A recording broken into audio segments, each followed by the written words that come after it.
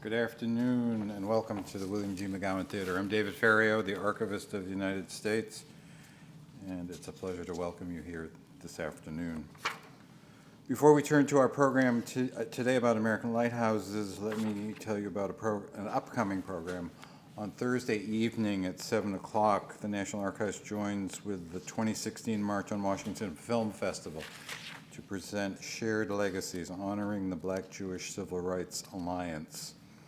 Deborah Lauder, Director of Civil Rights for the Anti-Defamation League, will moderate a panel with C.T. Vivian, a civil rights icon and winner of the Presidential Medal of Freedom, Clarence B. Jones, an advisor to Dr. Martin Luther King Jr., and Rabbi Israel Dresner, the foremost rabbinic participant in the civil rights struggle in the 1960s. And a special reading by Academy Award-winning actor Louis Gossett Jr. will begin the program. To learn more about these and all of our public programs and exhibits, consult our monthly calendar of events. There are sign-up sheets outside where you can receive it in regular mail or by email, and you'll also find brochures about other upcoming programs here at the National Archives. And another way to get more involved with the National Archives is to become a member of the Foundation for the National Archives. The Foundation supports all of our education and outreach activities, and there are applications for membership in the lobby also. Since ancient times, lighthouses stood as sentries along coasts, warning ships away from dangerous shores and welcoming them to safe harbors. Today, in an age of radar and GPS, we usually regard lighthouses with nostalgia, often through a filter of romance. But in their heyday, lighthouses were an essential part of national commerce and protected the nation's trade routes. Our guest today, Eric Jay Dolin, is here to tell us about his book, Brilliant Beacons, A History of the American Lighthouse, which has won praise from reviewers. Ben Shattuck, writing in the New Republic, says this magnificent compendium is a paean to the buildings that guided safe passage for the economic prosperity of a young nation with huge, dangerous coastlines. He calls Dolin a brilliant researcher and seasoned writer and declares that part of the fun of Beacons is reading American history through this specifically coastal lens. Michael Upchurch in the Seattle Times wrote, "The whole smartly researched package is delivered with wry wit and clarity." He further stated, while Dolin never loses focus on his central subject matter, he delivers a fascinating incidental history of the United States while he's at it. War and peace, economic boom and bust, technological muddles, and political power plays all come under his scrutiny, with illuminating Fresnel-worthy results. Brilliant Beacons shows us both the romance and reality of American lighthouses and the raw material for any history of the lighthouses in the National Archives. The records here at the National Archives reveal the danger and daily grind of tending the beacons. Our records date from the founding of our nation, when the new federal Congress established a lighthouse service under the Treasury Department in 1789. We have plans of lighthouse structures, drawing of lights and lanterns, inspection reports, annual reports, correspondence about operations, and even some individual lighthouse histories written by the historical section of the Coast Guard. A keeper's life was a demanding one, and we can get firsthand accounts from logbooks and registers which record detailed information about living conditions and day-to-day life. And if we venture away from the Coast Guard records, we find some beautiful photographs of lighthouses in the records of the Federal Highway Administration. At the National Archives, it's our mission to provide public access to the federal government records in our custody, and we're proud to be entrusted with this mission and to help historians tell the amazing story of our history, such as that of lighthouses in America. Eric Jay Dolin is the author of Leviathan, The History of Whaling in America, which was chosen as one of the best nonfiction books of 2007 by the Los Angeles Times and the Boston Globe, and won the 2007 John Lyman Award for U.S. Maritime History. His next book, Fur, Fortune, and Empire, The Epic History of the Fur Trade in America, was chosen by the Seattle Times as one of the best nonfiction books of 2010, and also won the James P. Hanlon Book Award given by the New England Historical Association. He's also the author of When America First Met China, An Exotic History of Tea, Drugs, and Money in the Age of Sail, which was chosen by Kirkus Reviews as one of the 100 best nonfiction books of 2012. A graduate of Brown, Yale, and MIT, where he received his PhD in environmental policy, Dolin lives in Marblehead, Massachusetts with his family. And after the talk, he will be signing books upstairs outside the archive shop. Ladies and gentlemen, please welcome Eric J. Dolin.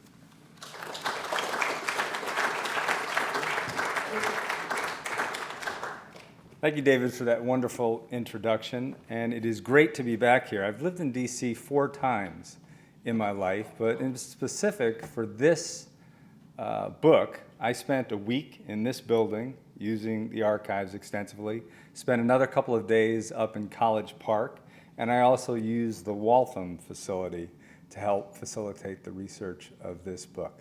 So it's really great to be back. Now, this summer is a very significant milestone for the nation's lighthouses. It's the 300th anniversary of Boston Lighthouse at the mouth of Boston Harbor, and it's certainly an anniversary worth celebrating. For 300 years, America's lighthouses have kept countless ships from wrecking, saved untold lives, and contributed mightily to the growth and prosperity of the nation. Brilliant Beacons tells the fascinating story of these soaring coastal sentinels. Now, one of the questions I'm asked most often is, how do I come up with the ideas for my books? And this is the 12th book that I've written. Typically, I find an idea that interests me by doing a lot of reading, and then I pitch the idea to my literary agent. If he agrees, we then send it to my longtime editor at W.W. Norton to see if they want to offer a book contract. Now, that sounds like a neat process, relatively painless. It's anything but. It often takes me months of anguished searching to find a topic that intrigues me and my agent, and then there's no guarantee that my editor will like it, and in fact, a number of the topics that I've come up with have been shot down. Now, with Brilliant Beacons, the process was totally reversed. I just finished a book called When America First Met China, about the China trade, and I was flailing around for another topic when my editor sent an email to my agent saying that he had just had lunch with the head of sales at W.W. Norton, and they wanted to know if I was interested in writing a book about America's lighthouses. I said I have absolutely no idea if I'm interested, because at that moment I knew almost nothing about lighthouses. I had only seen 2 lighthouses closer than 150 feet in my lifetime, one of them being in Marblehead, the other one being Nopska Lighthouse in Woods Hole. When I worked at the Oceanographic Institute, I used to run by the lighthouse every night after work. So I asked for time to think it over. About a month. I read a ton of books on lighthouses, and I was absolutely floored. I had no idea that lighthouses were so interesting, or that you could weave so many threads of the American experience into a book on lighthouses.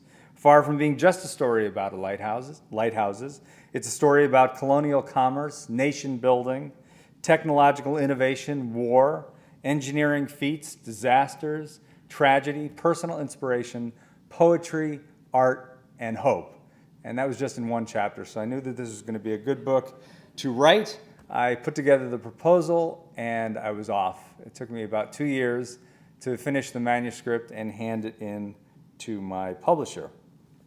Now, to give you a better idea of why I was so excited to write this book and to offer a sense of its breadth, I'm going to read an excerpt from the introduction.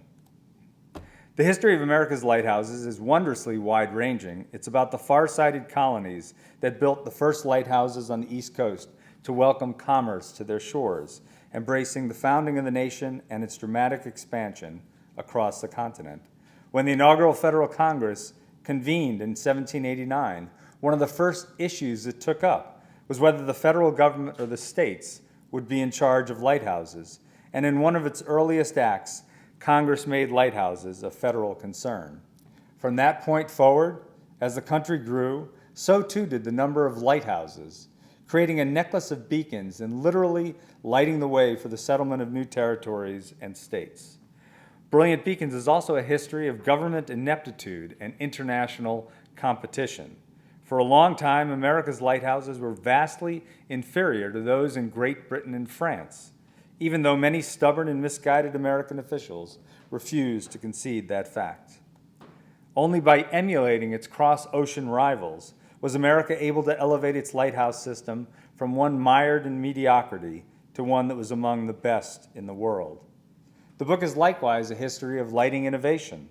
Lighthouse illuminants have changed dramatically over time, running the gamut from whale, lard, and vegetable oil to kerosene, acetylene, and finally, electricity.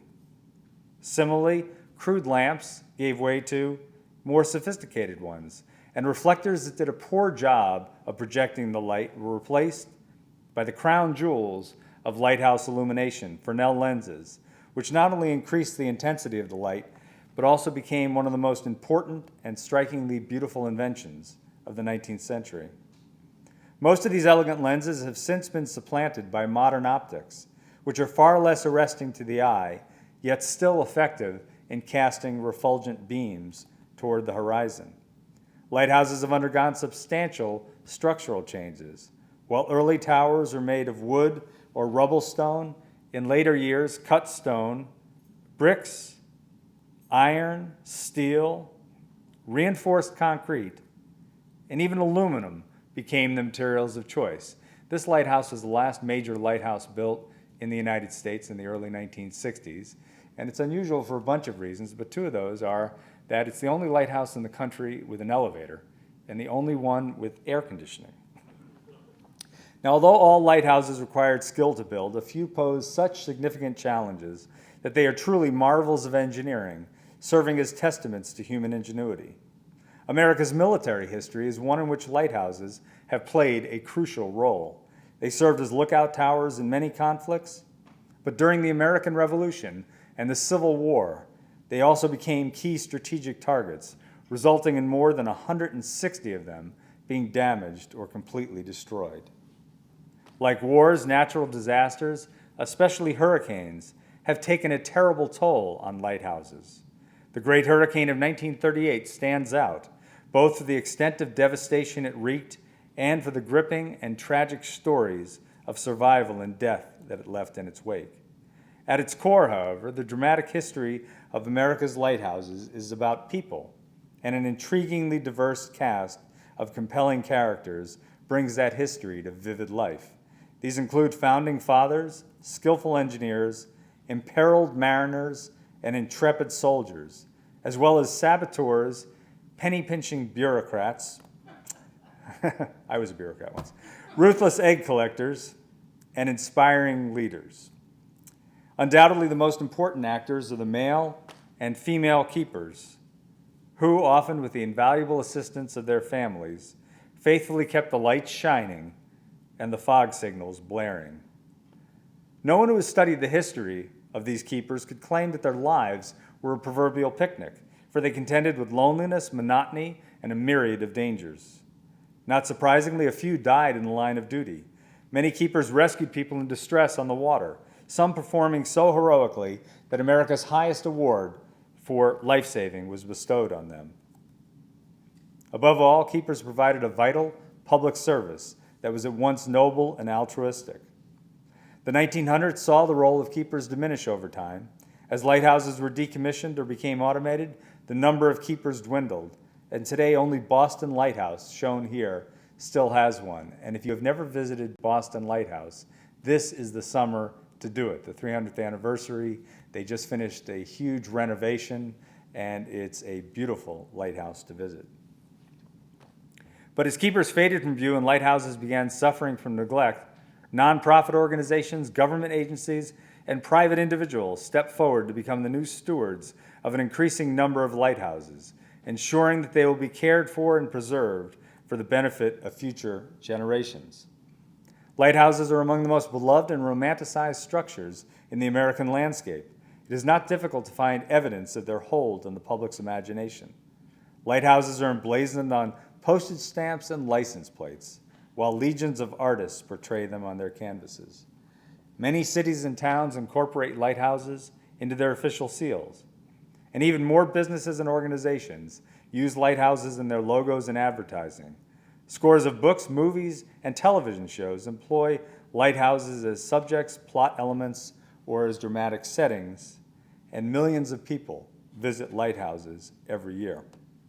The inherent beauty of lighthouses, starkly etched against the sky, is undeniably a big part of what makes them so alluring. But America's intrinsic fascination with lighthouses runs deeper than that. Over 3 centuries, these brilliant beacons have indelibly woven themselves into the American fabric, and it is this rich history more than anything else that draws us in. Now, writing a book focuses your attention on whatever you're working on at the time. Before I started this book, I never thought about lighthouses. After I began, I couldn't stop thinking about them. I suddenly noticed how many businesses in my hometown of Marblehead use the local lighthouse in their logo, and how many people I know have lighthouse items in their house. Now, this is not my front lawn, but now, although I had driven from my house to the local mall hundreds of times, never before had I noticed that 5 of the houses along the way had 4 to 5 foot tall wooden lighthouses on their lawns. 2 of them had light bulbs in the lantern room that were turned on at night as if they were going to guide motorists on their way home. I also realized that not everybody loves lighthouses. In the midst of working on the book, I saw an advertisement for an art competition in Maine, and they had a number of submission guidelines. And the number 1 guideline was, please, no paintings of lighthouses. Now, I like lighthouse paintings if they're well done. This is a rather wild painting by Jamie Wyeth of the famous Wyeth family. It's called Lighthouse Dandelions. It's a Tennant Harbor lighthouse overlooking Penobscot Bay, and Jamie uses it as a residence and a studio. Now, I too have become one of those people who loves lighthouses. I even have a few lighthouse-themed objects in my house. Whenever I write a book after I'm done, I try to buy something that reminds me of the book. When I wrote Leviathan, The History of Whaling in America, I was naive enough to think that I was going to purchase a piece of scrimshaw at the end of that book. Well, the book did well, but it didn't do quite that well, because when the book came out, they made a record sale for a single piece of scrimshaw, $325,000. So I had to suffice with a wooden sperm whale, which hangs over the front door of my house to this day. For Brilliant Beacons, I purchased this ceramic tile. It's about 3 by 4 inches. It's called a calendar tile. It was made in 1918 by the Wedgwood Company, and you'll see in a moment why it's called a calendar tile. On the back, it has the months and the days of the year. That little hole up there, you would put a string through it and hang it up in your kitchen, and you could track the days as they went by. I framed this and now hangs in the house. In addition to this tile, I also purchased a can of Lighthouse cleanser at a flea market in Kennebunkport. And when my wife went out to buy our calendar for 2016, without telling me, she bought a Lighthouse calendar. And there's one last thing that's on our house that is a lighthouse. This is a bronze and brass lighthouse door knocker that I found that's on our mudroom. And when I showed a picture of it to my wife, she said she didn't like it, but luckily since then, she's grown accustomed to it. But this will be officially the last lighthouse-related objects I purchase. Now, the most difficult thing about writing this book was deciding what stories and personalities to include. There were well over 1,000 lighthouses built in the United States and the colonies before that, and they're draped over the East Coast, the West Coast, the Gulf Coast, the Great Lakes, major rivers, Puerto Rico, Hawaii, Alaska, and each one of those lighthouses has a story worth telling. But I didn't want to write a book that was 3,000 pages long, which not even my mother would read. So I had to be selective, and there are a number of stories that didn't make the cut. And I've also been told by many readers that they're annoyed that their favorite lighthouse, or the lighthouse that their grandfather was a keeper in, is not in the book. So I'll just let you know that even though the book is a little over 500 pages, there are only 160 lighthouses that are mentioned specifically throughout the narrative. But one of the stories that didn't fit into the book that I kind of liked, but I just didn't fit into the narrative, is about the Titanic, which was sunk by an iceberg in April of 1912. Now, after that tragic event took place, people desperately wanted to figure out a way to keep such a disaster from occurring again. So one concerned citizen wrote the Lighthouse Commissioner with what he thought was a brilliant idea. He urged the commissioner to place lighthouses on all large icebergs so as to warn ships before they crashed into them. Obviously not a very practical idea. Now, to give you an idea of the great beauty and diversity of the lighthouses that fill the pages of Brilliant Beacons, I'm going to give you a tour of some of the ones that are in the book. This is an engraving from 1759. Does anybody know what it is an engraving of? That's right. A lot of people think it's French. That's the answer I get most often. It's in France. But this is an artist's interpretation of the magnificent Pharos, which guarded the entrance to the Greek city of Alexandria, located at the western edge of the sprawling Nile Delta, where it drained into the Mediterranean Sea. This edifice, and this is just an artist's interpretation, was built sometime between 297 and 283 BC, and is considered by most historians to be the first known lighthouse in antiquity. It's also one of the 7 wonders of the ancient world. It was toppled by an earthquake in the 14th century, and stones from it still lie in the water off the Nile Delta. Now, this is the Portland Head Lighthouse in Maine, the state's first lighthouse, originally built in 1791. It was a favorite spot for poet Henry Wadsworth Longfellow, who grew up in Portland, and he used to go down and visit with the keepers. And one of his poems, called The Lighthouse, is thought to have been inspired by this towering sentinel. And I'm going to read you the opening stanza of that poem. The rocky ledge runs far into the sea, and on its outer point, some miles away, the lighthouse lifts its massive masonry, a pillar of fire by night, of cloud by day. This is the Borden Flats Lighthouse at the mouth of the Taunton River in Massachusetts.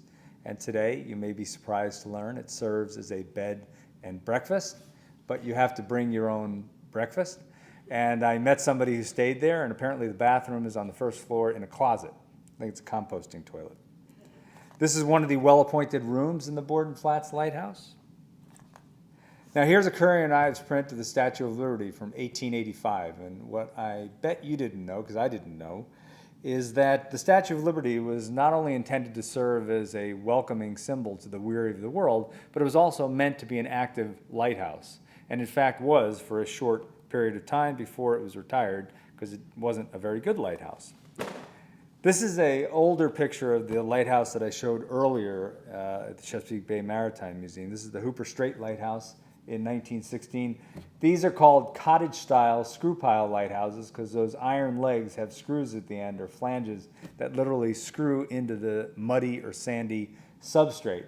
But there was a problem with these type of lighthouses, which were particularly popular in the Chesapeake Bay and Delaware Bay, and that is when there were particularly cold winters, there would be very large ice flows careening throughout the bay. And when those ice flows came into contact with these lighthouses, they tended to shear the lighthouse off right at the cottage level. So a lot of these were replaced by caisson-style lighthouses, like the Borden Flats Lighthouse, which is basically an iron cylinder that is full of rocks and cement.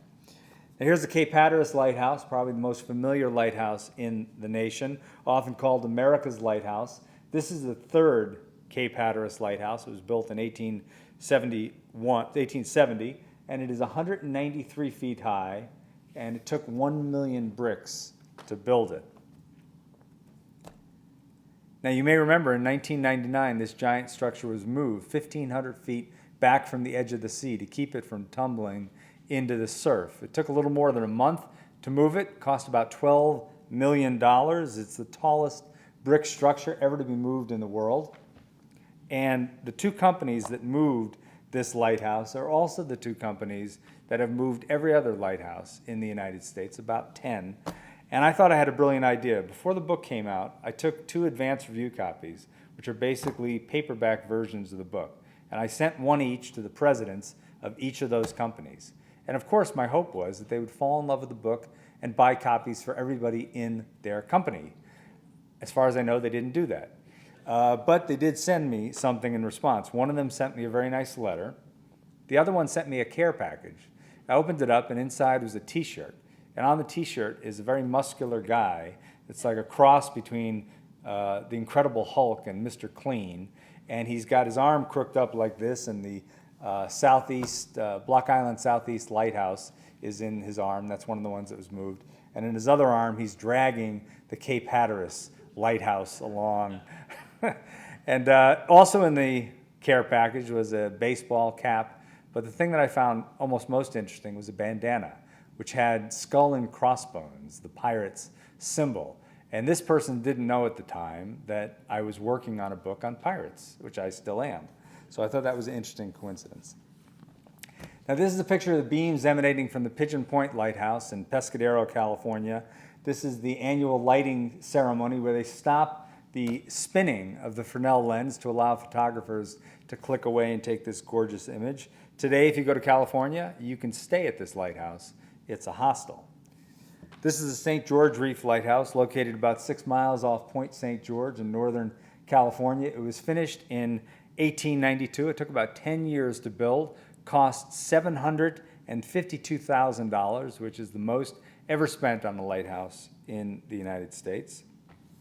This is the Minot's Ledge Lighthouse. It was located about 9 miles southeast of Boston Harbor.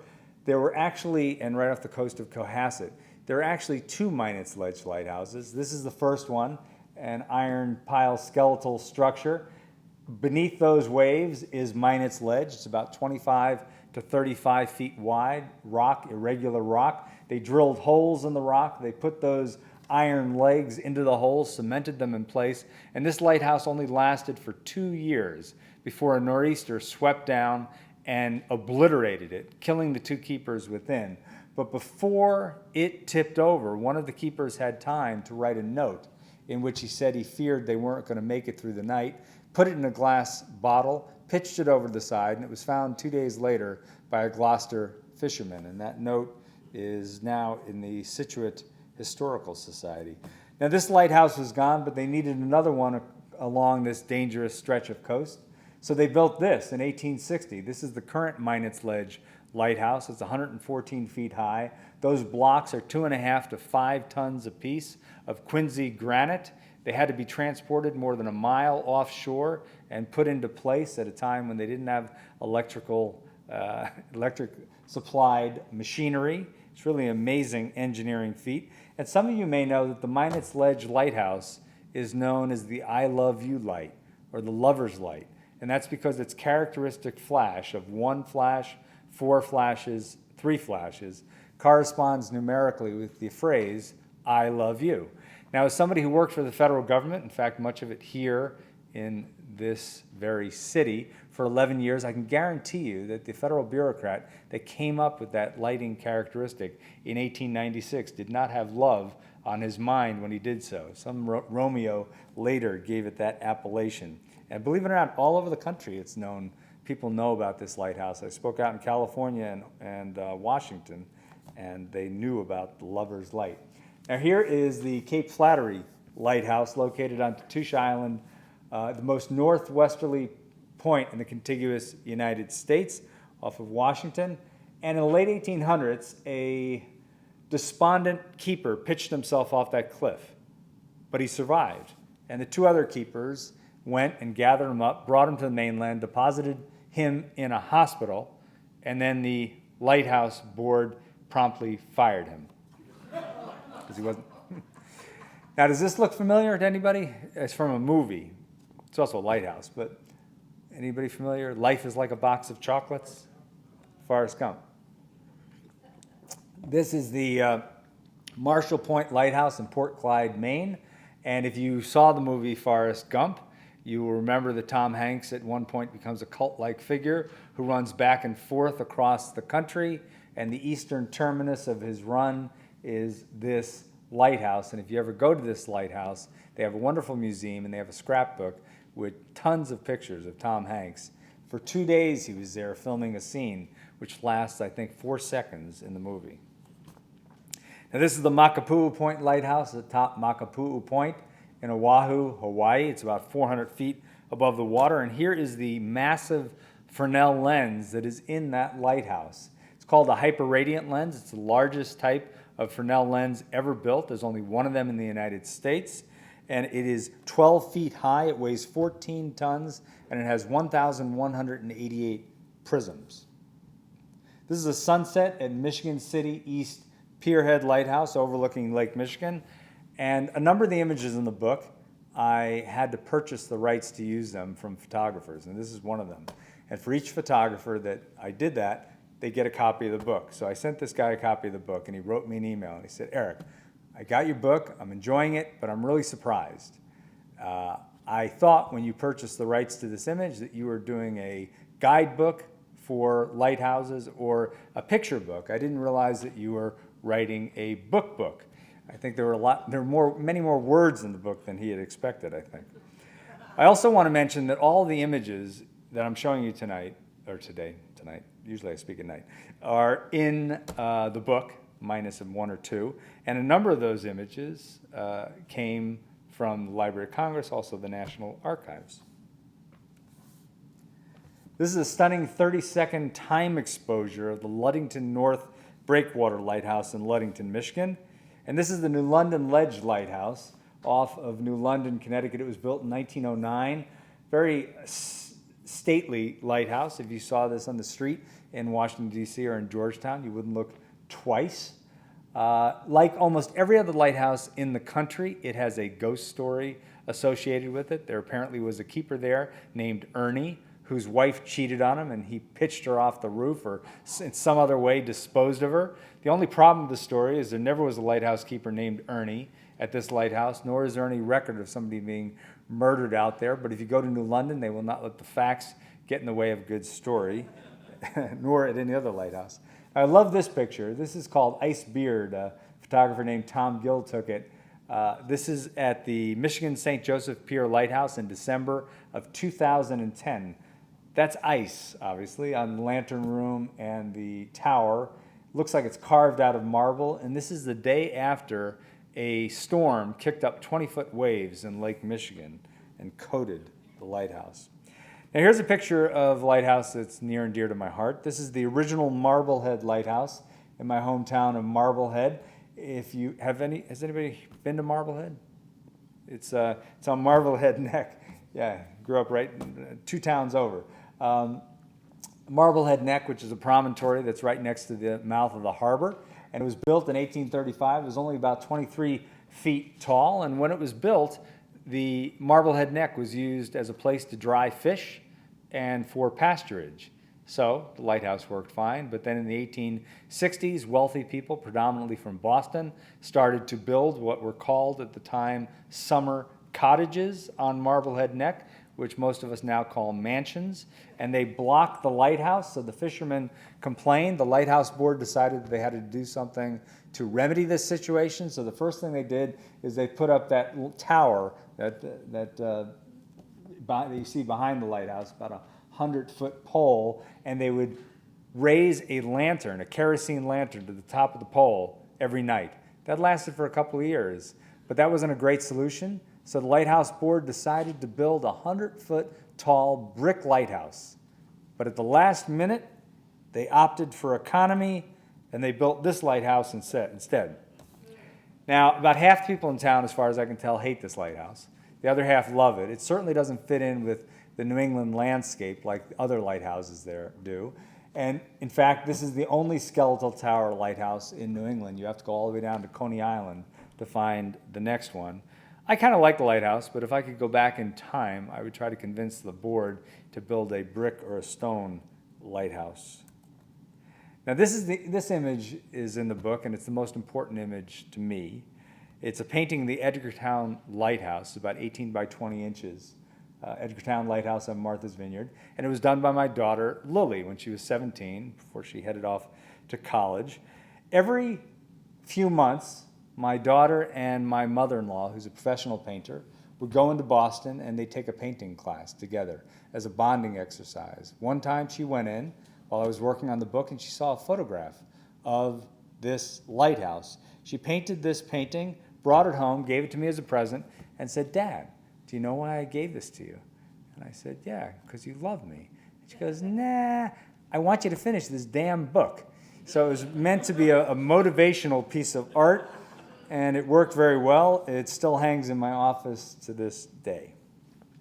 Now, I really enjoyed writing this book because of the stories that I was able to tell, and I'm going to tell you a few of those. Each chapter could easily be its own book, and many sections of individual chapters could do the same. Now, my last couple of books about the China trade, the fur trade, whaling, had women characters, but not too many of them. This book has quite a few female characters. There were nearly 400 women who served as principal or assistant lighthouse keepers from the late 1700s through the early 1900s. And this is very unusual because it's a time at which women rarely had jobs or rarely worked outside of the house and having such a responsible job as lighthouse keeper. And this is one of the most interesting of the female keepers, Emily Fish.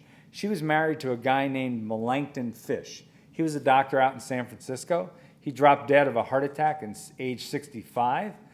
She was 50 years old. Her son-in-law was affiliated with the Lighthouse Board. He told her about an opening for keeper at the Point Pinos Lighthouse in Pacific Grove, California. And she said, yeah, I'd like to be a lighthouse keeper. She applied. She got the job. She was a lighthouse keeper for 21 years. She was very unusual because she was quite wealthy. She used to have lavish parties at her house in San Francisco. She simply transferred those parties to the lighthouse. She also had a herd, I don't know if you call it a herd, but she had a bunch of black French poodles that used to roam around the lighthouse grounds. And she was nicknamed the socialite keeper because of her fancy soirees. Now, there are entire chapters in the book about the American Revolution and the Civil War, when lighthouses became pawns in battle. This is a picture or engraving of George Washington greeting the Continental soldiers on July 3rd, 1775. George Washington personally ordered the attack on Boston Lighthouse and Sandy Hook Lighthouse during the American Revolution. Now, you probably remember that early on in the talk, I mentioned ruthless egg collectors, and you're probably wondering, what are ruthless egg collectors? Well, the story originates here. Does anybody know what this is a picture of? It's off of California. If you watch Shark Week, great white sharks, there are a lot of great white sharks out there. The Farallon Islands. This is southeast Farallon Island. That point at the top, about 390 feet up, is the Farallon Island Lighthouse. That little zigzag path is the road that the lighthouse keeper who lived in the flat area down below would have to walk up and down multiple times each day to service the lighthouse. In 1849, of course, what happened? The gold rush. Hundreds of thousands of people went west, but they didn't bring chickens with them, so they didn't have chicken eggs. But they wanted to make things that you make with eggs, so they found a local substitute out on the Farallon Islands.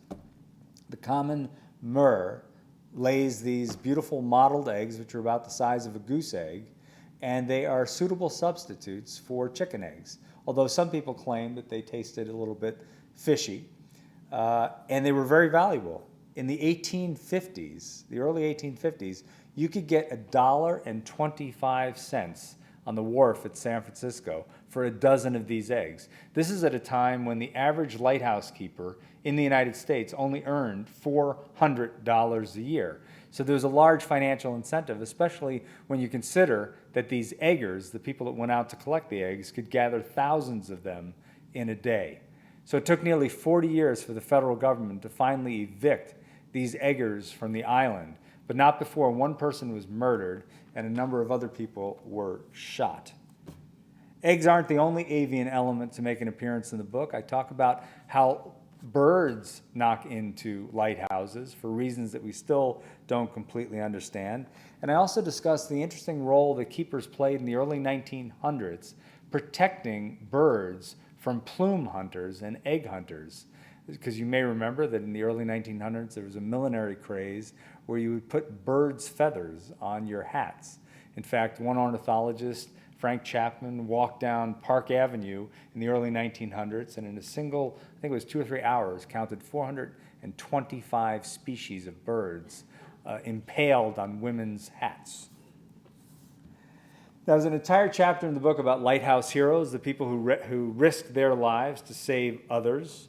This is probably the most famous of all the lighthouse hero keepers, Ida Lewis. She was a keeper at the Lime Rock Lighthouse in Newport, Rhode Island, and she's credited with saving 18 people from drowning.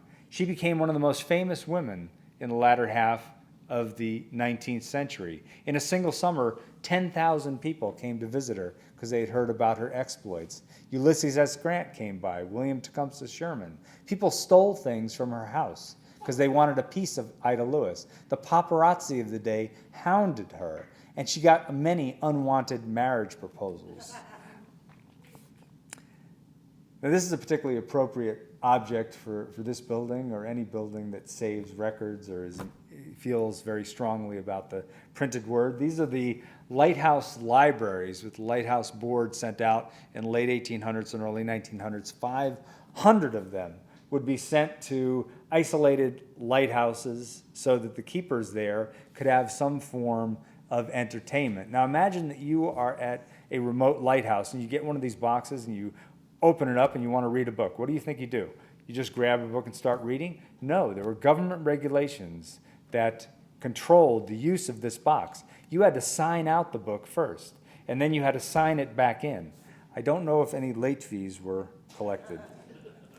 Now here, this is one of the most dramatic stories in the book. It's a battle between the Seminole Indians and the keepers of the Cape Florida Lighthouse in Key Biscayne during the summer of 1836 in the Second Seminole War. This battle left one keeper dead and the other one nearly so. This painting is a modern painting. It sort of reminded me, no offense to the artist, I think it's a nice painting, but I almost didn't use it because it reminded me of a Velvet Elvis, or when I was a kid I had one of those. Now here, you'll be saddened, or I was saddened, reading about this story. This is the Scotch Cap Lighthouse. It's on Unimak Island at the end of the Aleutian chain. The Russians called this island the roof of hell because there's a lot of volcanic activity on it. And in the early morning hours of April 1st, 1946, a 100-foot wall of water generated by a tsunami crashed into this lighthouse, obliterating it, killing all 5 keepers within. In the following days, all they found was a kneecap and some intestines.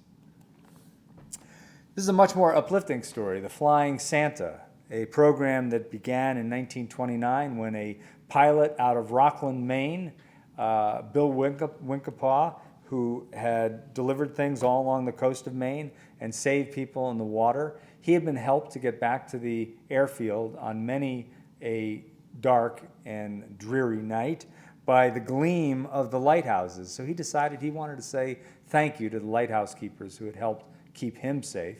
So one Christmas in 1929, he dropped presents on lighthouses in and around Rockland, and this program expanded considerably and still goes on today. But they don't fly a plane, they fly a helicopter, and they drop presents on Coast Guard stations up and down the coast. Now, one of my favorite stories in the book revolves around the invention and dispersion of the Fresnel lens. This is the first order Fresnel lens at Cape Hatteras Lighthouse. This is from a photo shoot in the 1930s by National Geographic magazine. That's the keeper, Unaka Jeanette, cleaning the lens.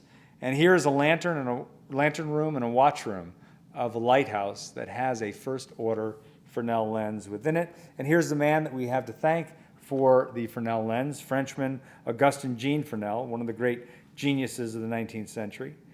Now, in addition to these, there are hundreds of stories in the book, hundreds of other fascinating stories in the book, which are all woven together in a narrative that takes you on a reading adventure spanning 300 years. In fact, my last 4 books have all spanned about 3 centuries. This pirate book is going to span around 80 years.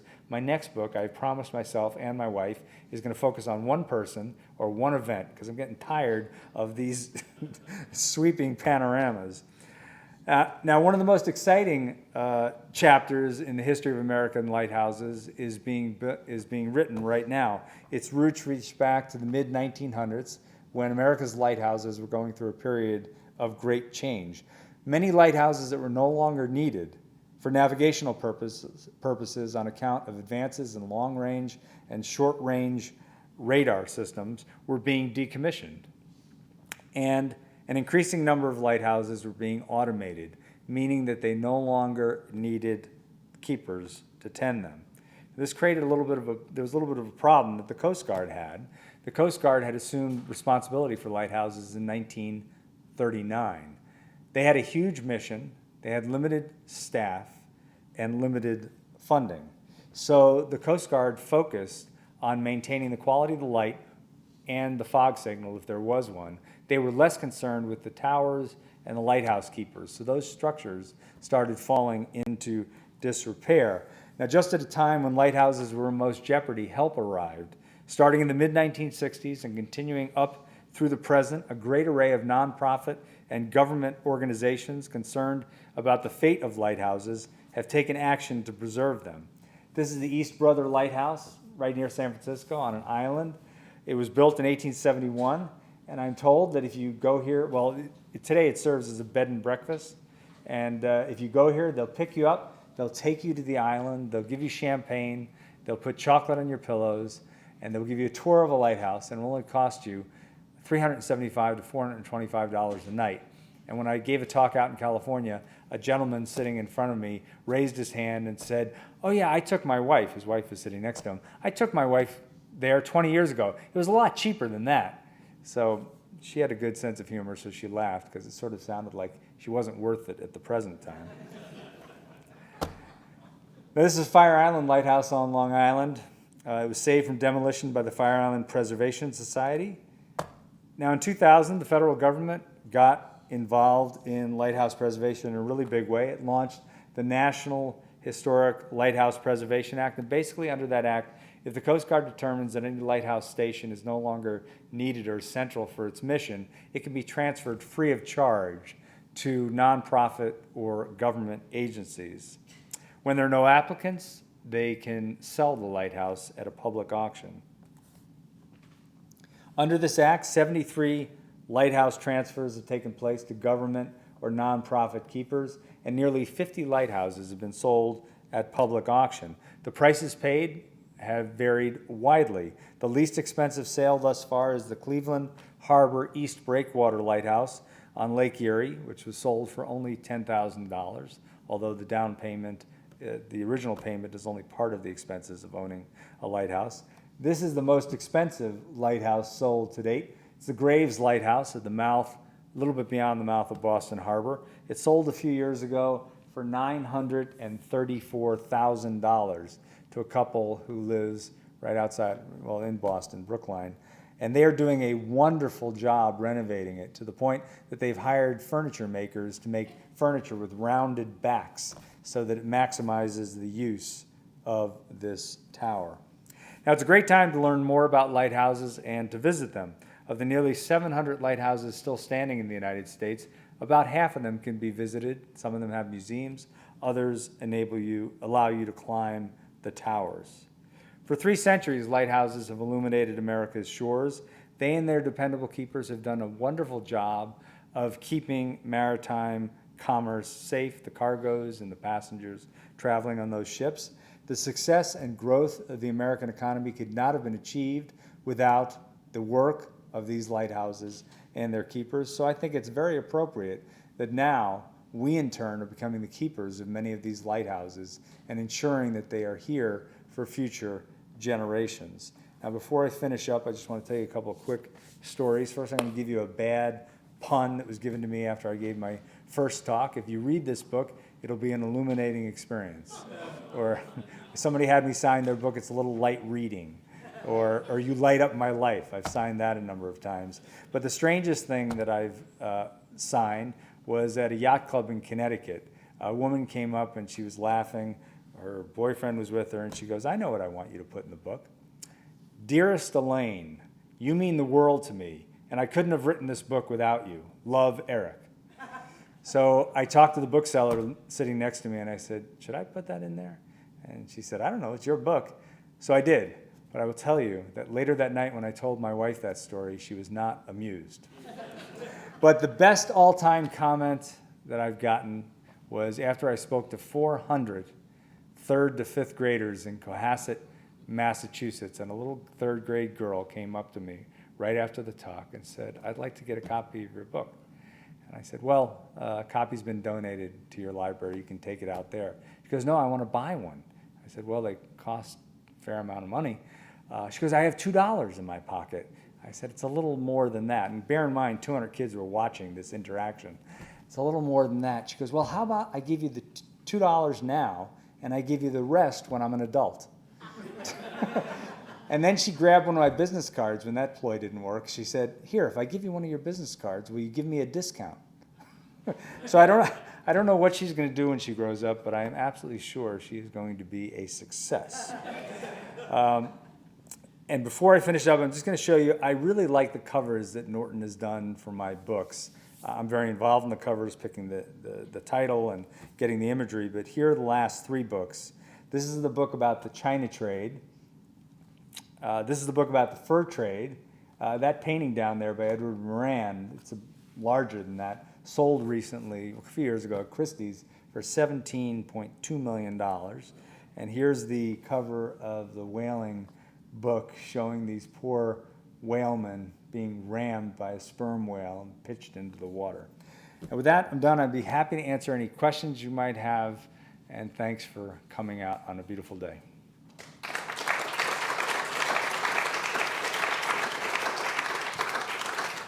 Thank you for your presentation and all your hard work and finding all the material that you put into your book. Yeah. Question you started with about foghorns. Can you talk a little bit about how that transpired or originated, what early foghorns were like, and the timing of them? Is it somebody pushing a button, how they became automated, anything related to that? I can tell you a bit about that. There are a lot of things that I talk about fog signals in the book, not extensively. The original ones could be as simple as a cannon. The first one was the one at Boston Lighthouse, which was a cannon, and during fog, they would try to shoot it off every once in a while to allow the ships to figure out where Little Brewster Island was in the mouth of the harbor. Later on, there were weights that could pull a lever that would sort of hit a bell. Then they went to steam was used, and you'd have a coal boiler, generate a lot of steam, and then have some kind of mechanism that was either pushing out the air or hitting something. There was one strange fog signal on the Farallon Islands, which was a hole in an underground a cave that was partially submerged, depending on the tide. And they put a train whistle in the hole, so when the waves rushed in, the train whistle would bellow. But the problem is, a lot of times the waves, the ocean was rough when there was no fog around. And a lot of times when there was fog, the ocean was calm. So that didn't work too well. They replaced that with the steam foghorn. Then later on with electricity, they would, have compressors, and they would generate the sound. And the sound can be unique depending on the lighthouse and the periodicity of it, whether it's once every 5 seconds, once every 4 seconds. That also gives each lighthouse a unique character that enables a mariner to figure out where they are along the coast. But that's sort of, I go into greater depth, but that's one of the things I have to admit that I don't talk a lot about in the book. Another thing is lightships. Lightships are fascinating. I pitched the idea to my editor. I said, well, should I include lightships in here? And they were adamant. They didn't want me to talk about lightships more than just mentioning them. And I think that was a good choice, given how long the book got, and they deserve a book of their own. So, yes. So I'm intrigued by those topics that your editors decided they didn't want to hear from you. Well, I can't tell you, because I might write them someday. I mean, actually, one of them I really love, and I think I'll go back to it one day. But no, a writer never shares those secrets. Anything else? Yes. So how many have you been to? How many lighthouses? That's a question I often get. When I started the book, as I mentioned, I knew very little about lighthouses. I immediately hooked up with a guy named Jeremy d'Entremont, who gives tours of lighthouses throughout New England, and I went to see 6 lighthouses in his van. Then I took about a week and I drove up and down the coast, saw a bunch more lighthouses. But to date, I've probably only seen, it's somewhere around 20, maybe 25 lighthouses. And the sort of corollary story, I wrote a book on whaling. I've never killed a whale. I wrote a book on the fur trade. I've never trapped a beaver. And I wrote a book on China, and my book is translated into Chinese, and I've never been to China. So I'm not saying you shouldn't have experiential learning. And I did see a number of lighthouses, but I neither had the time nor certainly as a starving writer the money to go around and visit hundreds of lighthouses. But there are some lighthouse lovers who get these passports, and they have visited scores, sometimes hundreds. And in fact, I met somebody who's claims to have visited every single lighthouse in the United States, which is quite a bucket list if you do that. But yes. Use the microphones in Oh. your house, please. We are recording this. Oh, sorry. I forgot. I was supposed to say that. Yeah. Sorry.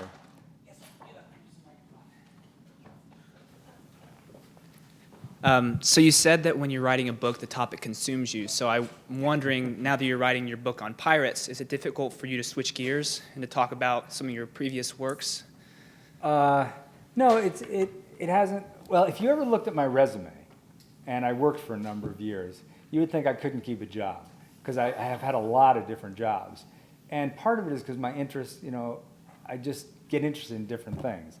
So writing different books on totally different topics every couple of years has not proved to be a problem. In fact, I'm very excited about it, because once I've done something for about 2 years, and then the book is a year in gestation before it gets published, and then I go around and talk about it, I'm starting to get pretty tired of the topic, and I like to move on to something else. And that was my question, that now you're going back to the Lighthouse while you've switched gears and now you're writing your book on pirates. So is that difficult? No, that's not difficult, but what is difficult is these talks. I love giving talks and doing this outreach, which is what you have to do as a writer. Writing is a very different profession than it was 30 or 40 years ago. There are these book tours, and you've got to become a marketer and get out there. It takes away from the work that I'm doing on the pirate book, and sometimes it does affect my concentration when I have 3 or 4 talks during a week. And all told, I have more than 70 talks on this book throughout New England and other parts of the country. So it does interrupt my thought process a little in that way. But once I sit down at my computer in my office and I really start to focus on pirates, I get swept up in, Captain Kidd and Blackbeard and lesser-known pirates that I hope to bring to light. So it's not too difficult. Yeah. So Well, God bless you. That sounds exhausting, traveling around the country. So. Yeah, it gets tiring, but it's fun when you meet people that are interested in your book. There's nothing that a writer likes better than hearing that somebody appreciates your books. And I was telling David before that if nobody showed up, it would have been worth it coming down here, because I didn't know that he was a fan of my books, and that's what writers like to hear. They also like to sell books, because I've got a child in college and another one on the way. But yes. Okay. Growing up, Pete's Dragon displays a lighthouse in the story, and it's a musical. I'm curious, with your research, if you came across anything, either books or film in itself that displayed Lighthouse maybe for the very first time as that was starting to trend. For the very first time. If it was something that Edison was filming or anything like that, or films in general that depict lighthouses, anything that. Oh, there are a number of films that have lighthouses. Yes. One of the most interesting for me was Captain January, which was based on a book, and it was later made by Daryl Zanuck into a movie with Shirley Temple. And the basic story is, as a child, she gets washed ashore on Misery Island, where there's a lighthouse keeper, and he finds her and he names her Star and he adopts her. But later on, the mother died in the wreck, and later on the mother's sister and her husband from Boston come to Misery Island, see Shirley Temple, and they say, she looks a lot like my sister. And they start rooting around, and they discover that it was, in fact, her sister's daughter. But she sees how happy Star is with the old lighthouse keeper, and she can't bear to part the two of them, and that's sort of how the book ends. However, in the Hollywood version, what happens is the same basic storyline, but then the sister does take Star away, and the lighthouse keeper is being retired because his lighthouse is being automated, and he's bereft because Star is going to go to Boston.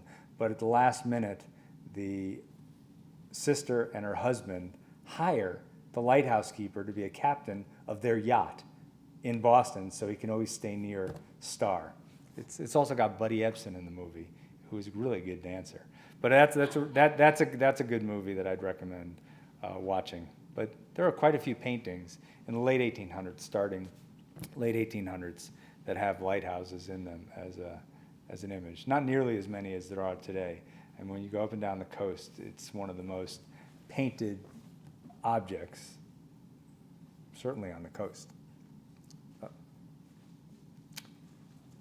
So let me just add one more thing, because you sort of asked how I get involved in these things. This book, I didn't know a lot about lighthouses. Every single book I've written, I don't know a lot about the topic. And you may think that's because I don't know much about anything, which may in fact be true. But it's really because if I have to work on something for 2 years, I want to stay interested. And if I pick a topic that I don't know a lot about, then it guarantees surprises every couple of weeks. And hopefully some of that excitement translates into the written page. Okay, well, thanks again.